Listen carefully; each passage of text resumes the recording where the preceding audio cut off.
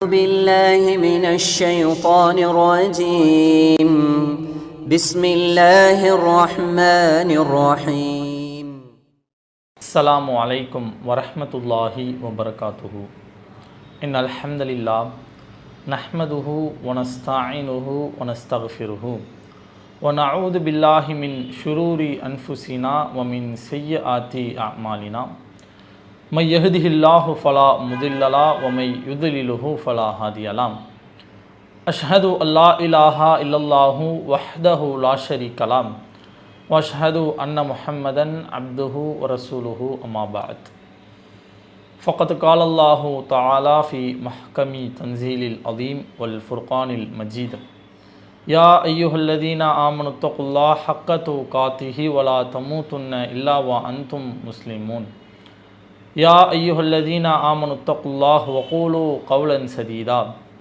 يصلح لكم أعمالكم ويغفر لكم ذنوبكم ومن يطع الله ورسوله فقد فاز فوزا عظيما அன்பிற்கும் பாசத்திற்கும் உரிய எல்லாம் வல்ல ஏக இறைவனின் நல்லடியார்களே, அன்பு சகோதர சகோதரிகளே, பிரான்ஸ் மற்றும் இங்கிலாந்து தௌஹீத் ஜமாத் சார்பாக நடைபெறக்கூடிய ரமலான் மாதத்தின் சிறப்பு நிகழ்ச்சியாக இந்த நிகழ்ச்சியிலே மார்க்கத்தை பற்றி தெளிவான முறையில் தூய்மையான வடிவில் அறிந்து கொள்ள வேண்டும் என்ற உன்னதமான நோக்கத்திலே நாம் பங்கெடுத்திருக்கிறோம்.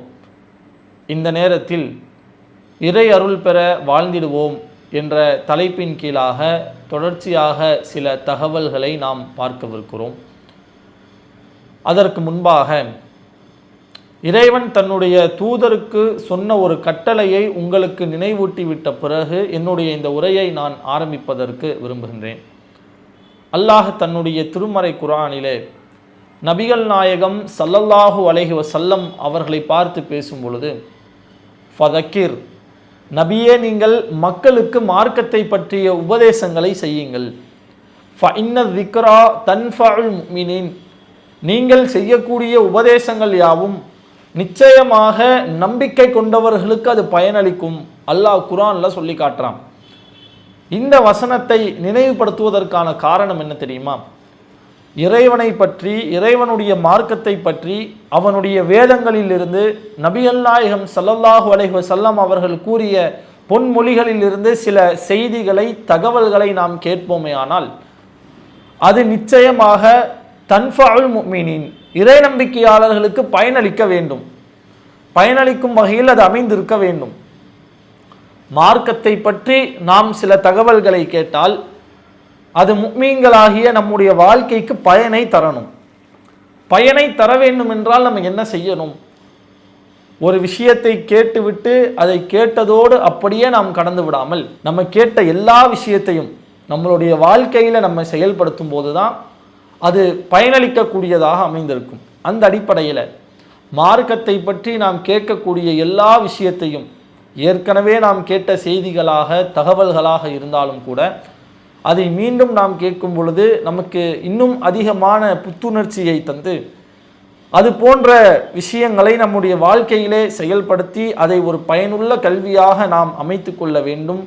அதற்கு இறைவன் நமக்கு உதவி புரிய வேண்டும் என்பதை முன்னால் பதிவு செய்தவனாக என்னுடைய இந்த தலைப்பினை நான் ஆரம்பம் செய்கின்றேன். அன்பார்ந்த அல்லாஹ்வின் நல்லடியார்களே, இந்த உலகத்தில் வாழக்கூடிய ஒவ்வொரு மனிதனும் தன்னுடைய வாழ்க்கையில் ஏராளமான இலக்குகளை வைத்து, வாழ்நாள் லட்சியங்களை வைத்து பயணித்து கொண்டு இருக்கிறான். ஒவ்வொருத்தனுக்கும் ஒவ்வொரு இலக்கு இருக்கும். சிலர் நான் பெரிய படிப்பை படித்து முடிக்க வேண்டும், நான் ஒரு பெரிய இன்ஜினியர் ஆகணும், டாக்டர் ஆகணும் என்று கல்வியை கற்று முடிப்பதை தங்களுடைய இலக்காக வைத்து பயணிப்பார்கள். பெரிய படிப்பை நான் படித்து முடிக்கணும் என்பது சிலருடைய இலக்காக இருக்கும்.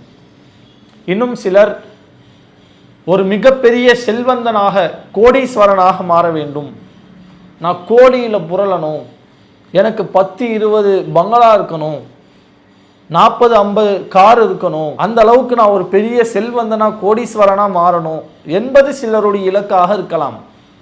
இப்படி ஒவ்வொருவருக்கும் ஏராளமான இலக்குகள் அவங்களுடைய வாழ்க்கையில் இருக்கத்தான் செய்கிறது, மாற்று கருத்து இல்லை. இப்படி இருக்கும் பட்சத்திலே இறை நம்பிக்கையாளர்களாகிய நாம் வணக்கத்திற்கு தகுதியானவன் அல்லாஹ் ஒருத்தன் தான் அவனை தவிர வேறு இறைவன் இல்லை என்ற இந்த ஏகத்துவ கலிமாவை முன்மொழிந்த முஃமின்களாகிய நாம் நம்மளுடைய இலக்காக வைத்து பயணிக்க வேண்டியது என்ன? அல்லாஹ் திருமறை குர்ஆன்ல சொல்லும் பொழுது வலி குல்லி விஜஹத்துன் ஹுவ முவல்லிஹா, இந்த உலகத்தில் வாழ்கிற ஒவ்வொருவருக்கும் ஒரு இலக்கு இருக்கிறது, அந்த இலக்கை நோக்கி அவர்கள் செல்கிறார்கள்.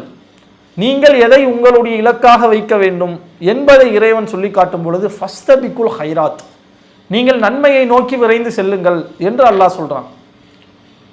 எதற்காக நன்மையை நோக்கி விரைந்து செல்லுங்கள் என்று இறைவன் கூற வேண்டும்? நன்மைகளை நாம் அதிகம் செய்தால் நாளை மறுமையிலே நமக்கு வெற்றி கிடைக்கும். அப்போ இந்த உலக வெற்றி என்பது நமக்கு ஒரு நிரந்தரமான வெற்றி அல்ல. நம்முடைய வெற்றி என்பது நாளை மறுமை நாளிலே நாம் பெறக்கூடிய வெற்றி தான் நம்முடைய வெற்றியாக இறைவனுடைய பார்வையில் கருதப்படுகிறது. அந்த மறுமை வெற்றிக்காகத்தான் நாம் போராட வேண்டும். அதுக்கு தான் இந்த உலக வாழ்க்கையே. அல்லாஹ் சொல்லி காட்டும் பொழுது அல்லதி ஹலக்கல் மௌத்த வல் ஹயாத் லி யப்லுவக்கும் ஐயுக்கும் அஹ்சனு அமலா, உங்களில் அழகிய செயலுக்கு சொந்தக்காரர் யார் என்பதை சோதிப்பதற்காகத்தான் இந்த உலகத்தையே நான் படைச்சிருக்கிறேன் அப்படின்னு அல்லாஹ் குர்ஆன்ல சொல்றான். இந்த உலகம் படைக்கப்பட்டதற்கான காரணம் என்ன? நம்மளுடைய மனோ இச்சையின் அடிப்படையில் நாம் வாழ்வதற்கு இல்லை, நம்முடைய மனப்போன போக்கில் நாம் நகர்வதற்கு இல்லை. அல்லாஹ் இந்த உலகத்தை படைச்சதற்கான காரணம் நம்மள யார் அழகான செயல்களுக்கு சொந்தக்காரர்கள், யார் அதிகமான நற்காரியங்களை செய்கிறோம் என்பதை இறைவன் பார்ப்பதற்காக, சோதிப்பதற்காகத்தான் இந்த உலகத்தையே அல்லாஹ் படைச்சிருக்கிறான். இப்போ இந்த உலகம் என்பது ஒரு நிலையான உலகம் இல்லை. குல்லு மன் அலைஹா ஃபான், எல்லாமே அழிந்து போகக்கூடியது, எல்லாமே அழிஞ்சு போயிடும். நீங்களும் நிரந்தரம் அல்ல, நானும் நிரந்தரம் அல்ல, இந்த உலகத்தில் இருக்கக்கூடிய எதுவுமே நிரந்தரம் அல்ல. நிரந்தரம் இல்லாத இந்த உலகத்திற்காக நீங்கள் பாடுபடாதீர்கள். என்றென்றும் நிரந்தரமான மறுமைக்காக நீங்கள் விரையுங்கள் என்பதை அல்லாஹ் நமக்கு சொல்லி காட்டுறான். ஒல் ஆஹிரத்து ஹைரும் அபுகா, மறுமைதான் சிறந்த வாழ்க்கை, மறுமைதான் நிலையான வாழ்க்கை. அந்த நிலையான வாழ்க்கையில் வெற்றி அடைவதற்கான வழிவகைகளைத்தான் இந்த உலகத்தில் நீங்கள் செய்ய வேண்டும் என்பதை திருமறை குர்ஆன் வசனங்களின் மூலம் இறைவன் உணர்த்துவதை நம்மால் பார்க்க முடியுது. சரி, மறுமையில் வெற்றி அடைவதுதான் உண்மையான வெற்றி. அந்த வெற்றியை தான் நாம் அடைய வேண்டும் என்றால் அதற்கு நம்ம என்ன செய்யணும்? நம்மளுடைய சிந்தனை எப்படி? நன்மைகளை செய்தால் மாத்திரம் போதும், நாளை மறுமையில் நம்ம வெற்றி அடைஞ்சிடலாம் என்ற சிந்தனைத்தான் பெரும்பான்மையான முஸ்லிம்களிடத்தில் இருக்கிறது. மறுமையில் வெற்றி அடையணும்னா என்னப்பா செய்யணும்? யார்கிட்டையாவது கேட்குறோம், மறுமையில் வெற்றி அடையணும் என்ன பண்ணணும் கேள்வி கேட்கும் பொழுது என்ன பதில் சொல்லுவாங்க?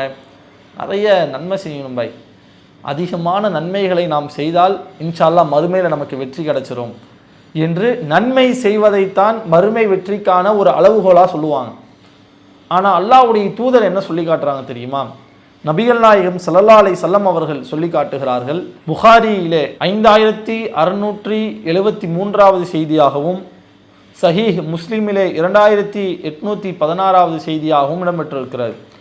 அல்லாஹ்வுடைய தூதர் சொல்றாங்க, லை யுதுஹில அஹதன் மின்கும் அமலுஹுல் ஜன்னாம், உங்களில் எந்த ஒருவருடைய நற்காரியமும் அவரை சுவனத்திற்குள் நுழைத்து விடாது அப்படின்னு சொல்றாங்க. நம்ம எல்லாம் என்ன நினச்சிக்கிட்டு இருந்தோம்? அதிகமான நன்மைகளை செய்தால் போதும், அதிகமான நற்காரியங்களை சேர்த்து வைத்தால் போதும், நமக்கு மறுமை நாளில் வெற்றி கிடைச்சிரும், மறுமையில் நாம் வெற்றி அடைந்து விடலாம், எவ்வளவு நன்மைகளை செய்ய முடியுமோ செய்ய ஆரம்பிக்கலாம்ப்பா, அப்போதான் மறுமையில் நமக்கு வெற்றி கிடைக்கும் என்று நாம் நன்மைகளை அதிகமாக செய்வதற்கு விரைந்திருப்போம். நன்மை செய்தால் போதும் என்று நாம் நினைத்திருப்போம். ஆனால் அல்லாஹ்வுடைய தூதர் சொல்றாங்க, லை யுதுஹில அஹதன் மின்கும் அமலுஹுல் ஜன்னாம், நீங்கள் செய்யக்கூடிய நற்காரியங்கள், நீங்கள் செய்யக்கூடிய நல்லறங்கள் உங்களை சுவனத்திற்குள் நுழைவிக்காது. அல்லாஹ்வுடைய தூதர் டிக்ளேர் பண்ணி சொல்றாங்க. நமக்கு ஆச்சரியமா இருக்குல்ல, என்னப்பா நற்காரியங்கள் செஞ்சாதானே சொர்க்கம்னு நினைக்கிறோம், ஆனால் என்ன நல்லறங்களை செய்தால் சொர்க்கம் இல்லைன்னு சொல்றாங்களே, அதுவும் அல்லாஹ்வுடைய தூதரை சொல்றாங்களே, அப்போ என்னவா இருக்கும்? ஒரு ஆச்சரியம் நமக்கு ஏற்படுது. இதே ஆச்சரியம் தான் சஹாபாக்கள் அவங்களுக்கும் இருந்துச்சு. சஹாபாக்கள் உடனே அல்லாஹ்வுடைய தூதர்கிட்ட கேட்குறாங்க, காலு வமா அன்த யா ரசூலல்லாஹ், அல்லாஹ்வுடைய தூதரே உங்களுக்கும் இதே நிலைமையாம்? ஏன் இப்படி கேட்கணும்? அல்லாஹ்வுடைய தூதர் ஸல்லல்லாஹு அலைஹி வஸல்லம் அவங்க அவ்வளவு நற்காரியங்களை செய்கிறவங்களா இருந்தாங்க. நம்மளுடைய வாழ்க்கையவும் அல்லாஹ்வுடைய தூதருடைய வாழ்க்கையும் நீங்கள் ஒப்பிட்டு பார்க்கும் பொழுது ஏணி வச்சா கூட எட்ட முடியாதுன்னுவாங்கல்ல, அந்த அளவுக்கு அல்லாஹ்வுடைய தூதருடைய வாழ்க்கை மிக உயரத்தில் இருக்கிறது. அவ்வளவு நல்லறங்களை, நற்காரியங்களை, நன்மைகளை அல்லாஹ்வுடைய தூதர் செய்திருக்கிறார்கள். உதாரணத்துக்கு அல்லாஹ்வுடைய தூதர் ஸல்லல்லாஹு அலைஹி வஸல்லம் அவங்க இரவு நேரத்தில் நின்று வணங்குவாங்களாம். கானன் நபியு ஸல்லல்லாஹு அலைஹி வஸல்லம் யகூமு ஹத்தா ததஃபத்தர கதமா, அவங்களுடைய 2 கால் பாதங்கள் எல்லாம் வீங்கக்கூடிய அளவுக்கு அல்லாஹ்வுடைய தூதர் நின்று வணங்குவார்கள் என்பதையெல்லாம் செய்திகளில் நம்மளால பார்க்க முடியுது. அல்லாஹ்வுடைய தூதர் ஸல்லல்லாஹு அலைஹி வஸல்லம் அவங்க இடத்துல கேள்வியும் கேட்கப்படுது. யா ரசூலல்லாஹ், அல்லாஹ்வுடைய தூதரே, அதஃஅலு ஹாதா ஃபகத் கஃபரல்லாஹு லக மா தகத்தம மின் தம்பிக வ மா தஅஹர், நீங்க இப்படி நின்று வணங்குறீங்க, உங்களுடைய முன்பின் பாவங்கள் எல்லாவற்றையுமே இறைவன் மன்னித்து விட்டானே, பிறகு ஏன் நீங்கள் உங்களுடைய கால் பாதங்கள் எல்லாம் வீங்கக்கூடிய அளவுக்கு நின்று வணங்கணும்? அல்லாஹ்வுடைய தூதர்கிட்ட இப்படி ஒரு கேள்வி கேட்கப்படுது. உண்மையிலே யோசிச்சு பாருங்களேன், இறைவன் புறத்திலிருந்து இப்படி ஒரு அறிவிப்பு, ஒரு செய்தி நமக்கு வருது. அதாவது இப்படி செய்தி வர்றதுக்கான வாய்ப்புகள் இல்லை. நம்மளுடைய புரிதலுக்காக சும்மா ஒரு வேளை இப்படி வருதுன்னு வைங்களேன், நம்மளுடைய செயல்பாடுகள் எப்படி இருக்கும்? நம்மளுடைய முன்பின் பாவங்கள் எல்லாத்தையுமே அல்லாஹ் மன்னிச்சிட்டான் என்ற ஒரு நற்செய்தி அல்லாஹ் கிட்ட இருந்து நமக்கு கிடைக்குது. நம்ம என்ன பண்ணுவோம்? நன்மையான காரியங்களை நாம் அதிகம் செய்வோமா, அல்லது பாவமான காரியங்களை நோக்கி நாம் விரைவோமா? நம்மளுடைய செயல்பாடுகள் எப்படி இருக்கும் யோசிச்சு பாருங்க. ஆனால் அல்லாஹ்வுடைய தூதர் ஸல்லல்லாஹு அலைஹி வஸல்லம் அவங்க இப்படி இறைவன் அவங்களுடைய முன்பின் பாவங்கள் எல்லாம் மன்னித்து விட்டான் என்று சொன்ன பிறகும் அதிகமான நல்லறங்களில் தான் அவர்கள் ஈடுபட்டார்கள். தங்களுடைய கால் பாதங்கள் எல்லாம் வீங்கக்கூடிய அளவுக்கு நின்று வணங்கி இருக்கிறாங்க. நம்ம சாதாரண நேரத்திலேயே அப்படி பண்ண மாட்டோம்.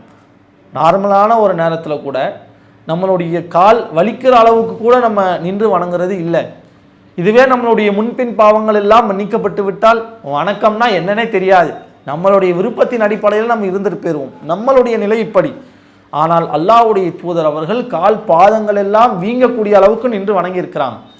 இது எல்லாத்தையும் முடிச்சுட்டு இப்படி கேள்வி கேட்கப்படும் பொழுது, உங்களுடைய முன்பின் பாவங்கள் எல்லாம் இறைவன் மன்னித்து விட்டான், ஏன் இப்படி நின்று வணங்குறீங்க என்று கேட்கும் பொழுது அல்லாஹ்வுடைய தூதர் சொல்றாங்க, அஃபலா உஹிப்பு அன் அகூன அப்தன் ஷக்கூரா, என்னுடைய இறைவனுக்கு நான் நன்றிமிக்க ஒரு அடியானாக இருக்க வேண்டாமா என்று அல்லாஹ்வுடைய தூதர் கேள்வி கேட்பதை எல்லாம் நாம் பார்க்கிறோம். இதில் நம்ம என்ன பார்க்கணும் அப்படின்னா, தன்னுடைய கால் பாதங்கள் எல்லாம் வீங்கக்கூடிய அளவுக்கு அல்லாஹ்வுடைய தூதர் ஸல்லல்லாஹு அலைஹி வஸல்லம் அவர்கள் நின்று வணங்கி இருப்பார்கள் என்றால், எந்த அளவுக்கு அல்லாஹ்வுடைய தூதர் நன்மையான காரியங்களை நோக்கி விரைந்திருக்கிறார்கள். கால் பாதமெல்லாம் வீங்கக்கூடிய அளவுக்கு நின்று வணங்கியிருக்கிறாங்க. இன்னொரு செய்தியில் பார்க்கும் பொழுது, ரமலான் மாதம் வந்துவிட்டால் புயல் காற்றை விட வேகமாக அல்லாஹ்வுடைய தூதர் தர்மம் செய்வதிலே விரைவார்களாம். அது ஒரு உவமைக்காக சொல்லப்படுது. அந்த அளவுக்கு அல்லாஹ்வுடைய தூதர் ரமலான் மாசத்தில் அதிகமான தர்மங்களை செய்வார்கள். தன்னுடைய செல்வத்தை அல்லாஹ்வுடைய பாதையிலே வாரி வழங்குவார்கள். இந்த அளவுக்கு நன்மைகளை செய்த அல்லாஹ்வுடைய தூதருக்கும் இதே நிலைமையா என்று ஆச்சரியமா சஹாபாக்கள் கேட்கிறாங்க. ஒமா அந்த யா ரசூலல்லாஹ், அல்லாஹ்வுடைய தூதரே, உங்களுக்கும் இதே நிலைமையாம்? நீங்கள் செய்த நற்காரியங்களும் உங்களை சுவனத்திற்குள் நுழைவித்து விடாதா என்று ஆச்சரியமாக சஹாபாக்கள் கேட்கும் பொழுது அல்லாஹ்வுடைய தூதர், ஆமாம், என்னுடைய நற்காரியமும் என்னை சுவனத்தில் நுழைவிக்காது அப்படின்னு பதில் சொல்றாங்க. இப்போ எந்த அளவுக்கு பாருங்க, நம்மளுடைய நற்காரியம் இல்லாமல் ரெண்டாவது அல்லாஹ்வுடைய தூதர் எந்த அளவுக்கு நன்மைகளை செய்திருக்கிறார்கள், எவ்வளவு செய்திகளில் நம்மால் அதை தெரிந்து கொள்ள முடிகிறது. இப்படி நன்மைகளை செய்த அல்லாஹ்வுடைய தூதருக்கும் கூட அவர்கள் செய்த நற்காரியங்கள், நல்லறங்கள் நாளை மறுமையிலே அல்லாஹ்வுடைய தூதரை சுவனத்தில் நுழைவிக்காது அப்படின்னு ரசூலுல்லாஹ் சொல்றாங்க. அப்போ என்னதான் செய்யணும்? சொர்க்கத்துக்கு போகணும்னா என்னதான் பண்றது? அல்லாஹ்வுடைய தூதர் அடுத்து பேசுறாங்க. இதுதான் நாம் கவனிக்க வேண்டிய நம்முடைய தலைப்புக்கு மிக முக்கியமான ஒரு விஷயமாக இருக்கிறது. இல்லா ஐயத்த கம்மதனி அல்லாஹு பி ரஹ்மத்தின் மின்ஹு, இறைவன் தன்னுடைய அருளால் யாரை சூழ்ந்து கொண்டானோ அந்த மக்களை தவிர. எந்த அளவுக்கு பார்த்தீங்களா? நம்ம எவ்வளவு நன்மைகளை செய்யலாம், நற்காரியங்களை செய்யலாம், நல்லறங்களில் நாம் ஈடுபடலாம். ஆனால் அல்லாஹ்வுடைய அருள் கிடைக்காவிட்டால், இறைவன் நம் மீது அருள் புரியாவிட்டால் நிச்சயமாக இந்த நன்மைகளை வைத்து நம்மால் சுவனத்தில் நுழைய முடியாது. நாம் செய்யக்கூடிய நற்காரியங்கள் இறைவன் பொருந்தி கொள்ள வகையில் அமைந்திருக்க வேண்டும். அந்த நன்மைகளின் மூலம் இறைவனுடைய அருள் நமக்கு கிடைக்க வேண்டும். அப்படி இருந்தால் மாத்திரம்தான் நாளை மறுமையிலே நமக்கு வெற்றி கிடைக்கும். வெறும் நன்மைகளை மட்டும் செய்தால் போதும், மறுமையிலே வெற்றி அடைந்து விடலாம் என்பது தவறான ஒரு சிந்தனை. அப்படி நினைக்கக்கூடாது, அந்த சிந்தனை நமக்கு வரக்கூடாது. அல்லாஹ்வுடைய அருளை பெறுவதற்கு நாம் போராட வேண்டும். அல்லாஹ்வுடைய அருளை பெறுவதற்காகவே நம்முடைய வாழ்வை நாம் அர்ப்பணிக்க வேண்டும். அந்த அருள் நமக்கு கிடைத்தால் மட்டும்தான் நாளை மறுமையிலே நம்மளால் வெற்றி அடைய முடியும் என்பதை இந்த ஒற்றை செய்தி நமக்கு தெளிவுபடுத்துது. இல்லா ஐயத்த கம்மதனி அல்லாஹு பி ரஹ்மத்தின் மின்ஹு. இறைவன் தன்னுடைய அருளால் யாரை சூழ்ந்து கொண்டானோ அந்த மக்களை தவிர வேறு யாராலும் அவர்களுடைய நற்காரியங்களை வைத்து சுவனத்திற்குள் நுழையவே முடியாது என்று அல்லாஹ்வுடைய தூதர் அவர்கள் சொல்லி காட்டுகிறார்கள். அந்த இறைவனுடைய அருளின் மூலியமாகத்தான் நாளை மறுமையிலே நமக்கு வெற்றி. அந்த இறைவனுடைய அருளை பெறுவதற்கு நாம் என்ன செய்ய வேண்டும் என்பதைத்தான் இந்த தொடரிலே தொடர்ச்சியாக நாம் பார்க்கவிருக்கிறோம்.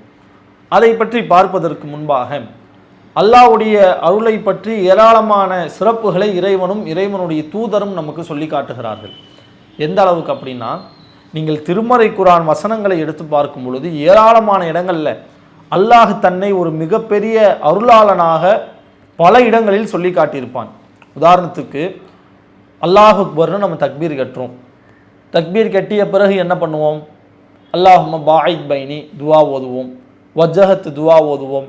அந்த துவாவை ஓதிவிட்ட பிறகு நாம் ஓதக்கூடிய சூரா என்ன?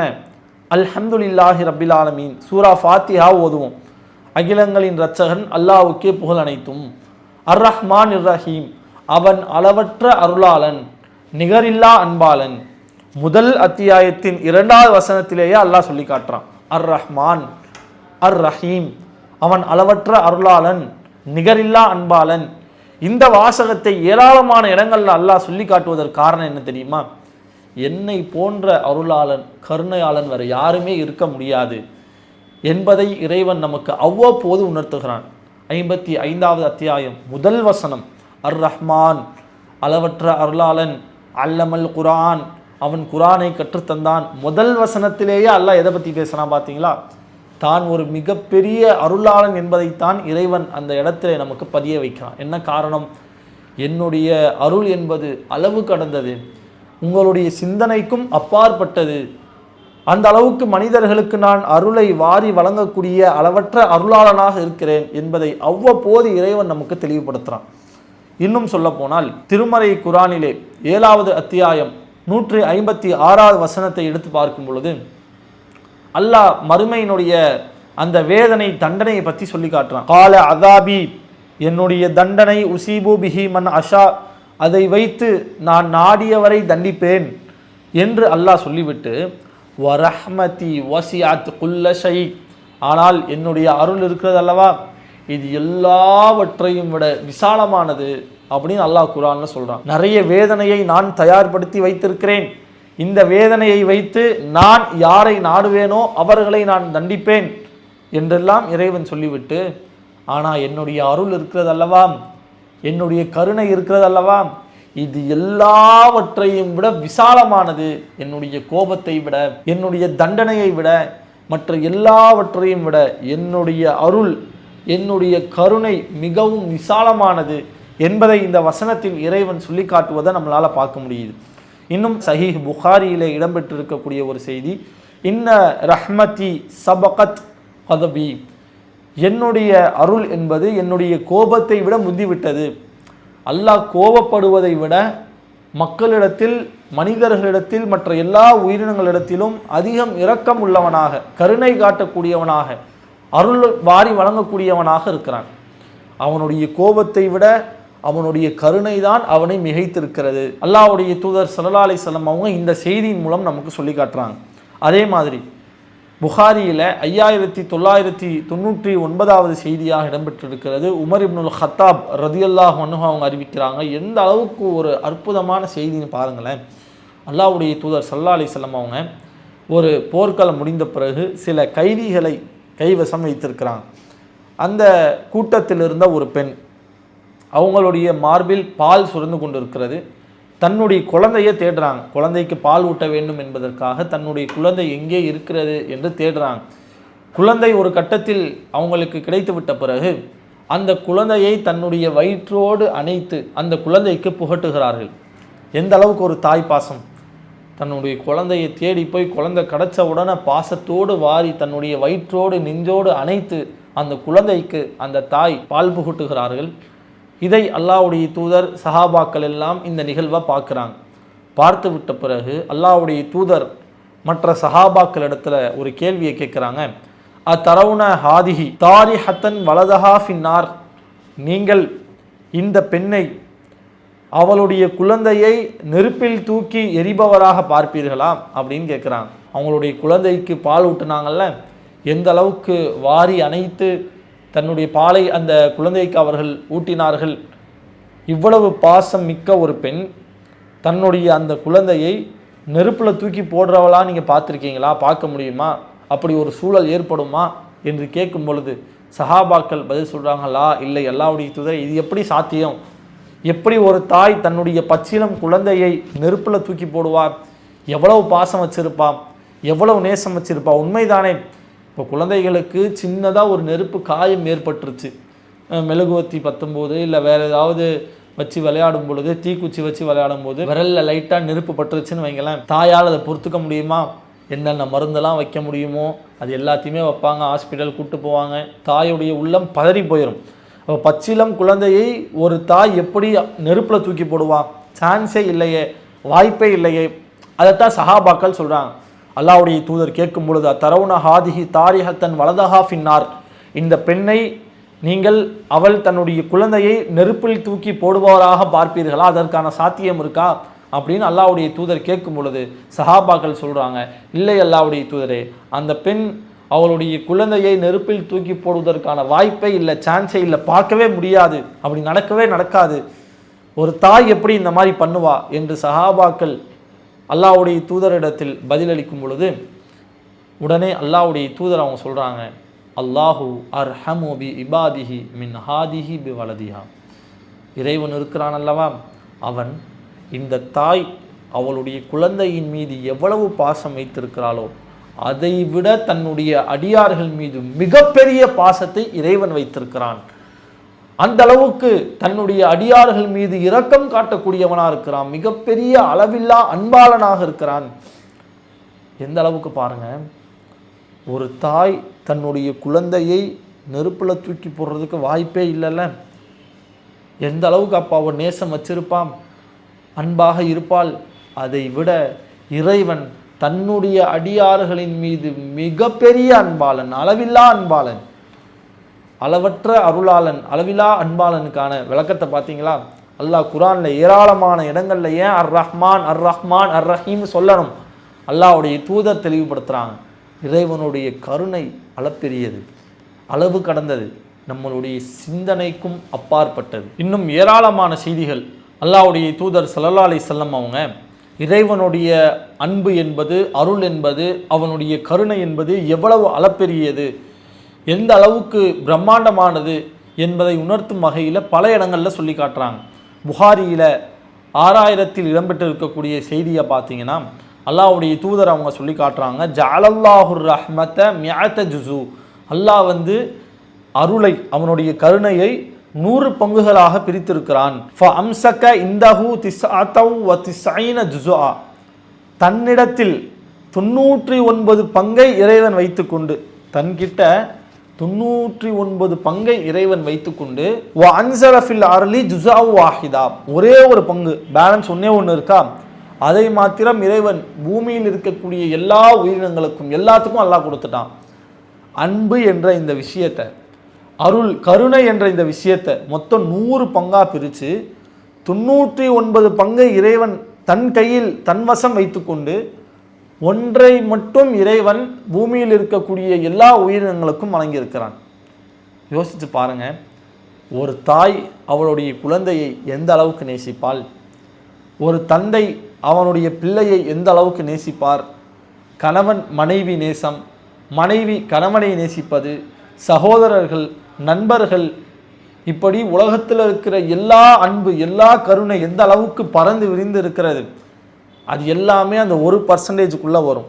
உலகத்தில் இருக்கிற எல்லா மனிதர்களுடைய நேசம், மற்ற எல்லா ஜீவராசிகளுடைய அன்பு, அது விலங்கினமாக இருக்கட்டும், பறவையாக இருக்கட்டும், எல்லா ஜீவராசிகளுடைய அன்பு, கருணை, நேசம் எல்லாம் அந்த 1% உள்ளடங்கிடும். பேலன்ஸ் 99% அல்லாஹ் தன்னிடத்தில் வைத்து கொண்டான்.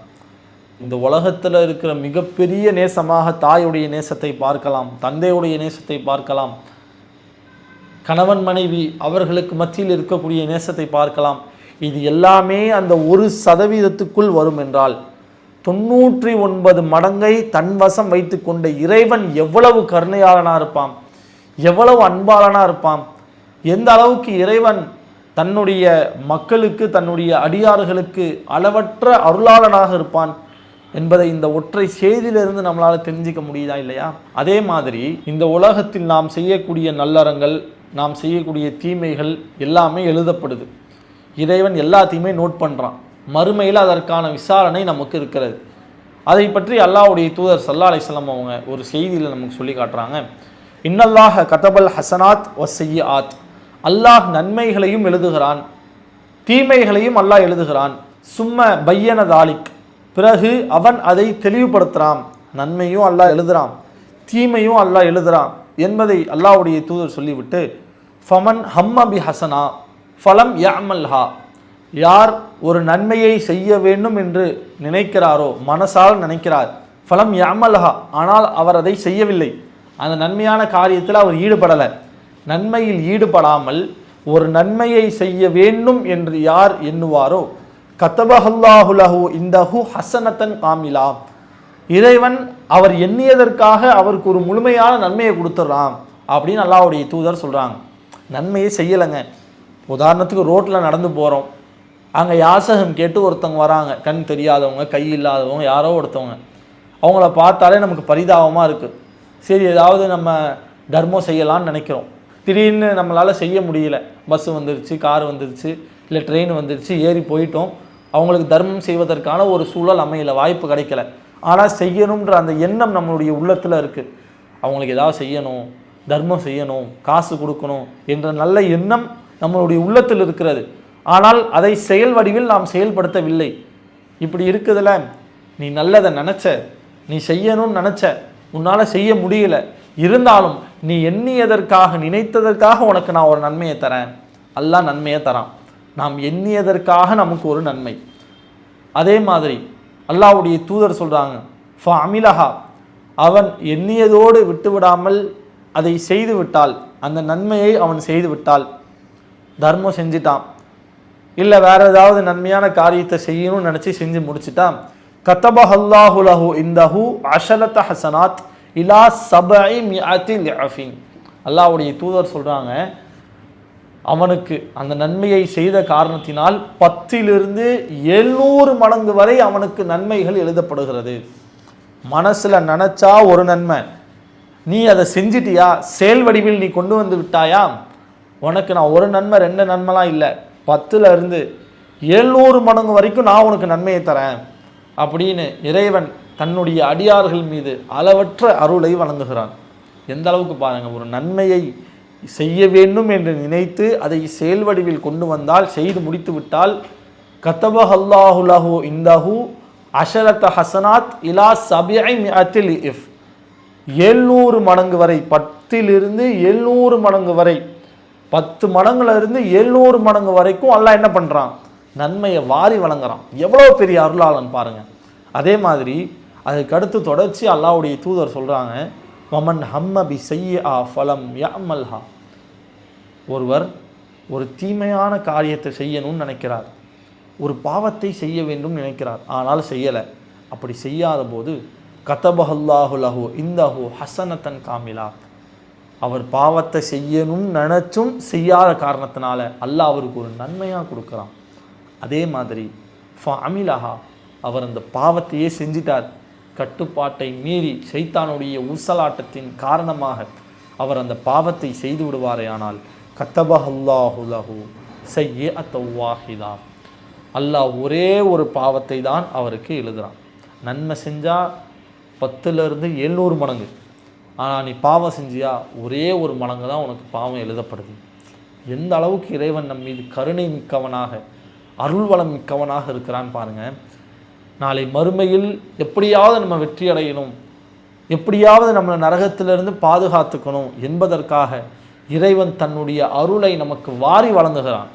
அந்த அருளை நாம் அதிகம் அதிகம் தேடினால், அல்லாஹ்விடமிருந்து நமக்கு அதிகம் அதிகம் அருள் கிடைத்தால், நிச்சயமாக அந்த அருளின் மூலமாகத்தான் நாளை மறுமையிலே நமக்கு வெற்றி கிடைக்கும். அந்த அருளை பெறுவதற்கு நம்ம என்ன செய்யணும்? அளவற்ற அருளாளனா அல்லாஹ் இருக்கிறான். அல்லாஹ் தான் நாடிய அடியார்களுக்கு அளவற்ற அருளை வழங்குகிறான். சிந்தனைக்கும் அப்பாற்பட்ட வகையில் அளப்பெரிய அருளை அவர்களுக்கு வழங்குகிறான் என்று இருக்கும் பொழுது, அந்த அருளை பெறுவதற்கு நம்ம என்ன செய்யணும் என்பதைத்தான் தொடர்ச்சியாக நாம் பார்க்கவிருக்கிறோம். இன்ஷா அல்லாஹ் இறைவனுடைய அருள் பெறுவதற்கான வழிவகைகள் என்ன என்பதை தொடர்ச்சியாக நாளைய தினத்திலிருந்து பார்க்கலாம். அஸ்ஸலாமு அலைக்கும்.